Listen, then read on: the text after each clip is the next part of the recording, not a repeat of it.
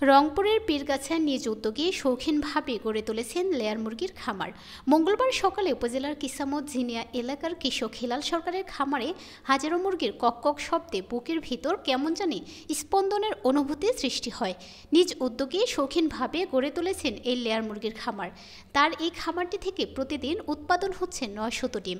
এমনই দৃশ্য দেখা গেছে উপজেলার পাকারমাথার বাজার থেকে সাতদরগা বাজারে যাওয়ার পথে পাকা রাস্তা ঘেঁষে কিসামত ঝিনিয়া এলাকার কৃষক হেলাল সরকারের খামারে। এমন একটি খামার করে এলাকায় দৃষ্টান্ত হয়ে উঠেছেন তিনি। হেলাল সরকার পেশায় একজন কৃষক। কৃষি কাজের পাশাপাশি বাড়তি লাভের আশায় ছেলে হাবিব সরকারের পরামর্শে বাড়ির পাশেই গড়ে তুলেছেন লেয়ার মুরগির খামার। ২০১২ সালে ছেলের পরামর্শ নিয়ে লেয়ার মুরগির শৌখিন খামারের যাত্রা শুরু করেন তিনি। ডিম ক্রয়ে জেলা ও উপজেলা থেকে খামারে ছুটে আসছেন ব্যবসায়ীরা। খামারে হেলাল সরকার অভিযোগ করে বলেন, নিজ উদ্যোগে এগিয়ে গেলেও প্রাণী সম্পদ কর্মকর্তাদের কাছ থেকে মেলেনি কোনো পরামর্শ।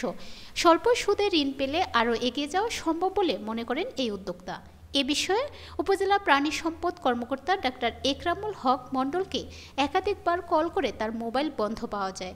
পরে তার মোবাইল ফোনে মেসেজ দিলেও কোনো উত্তর পাওয়া যায়নি।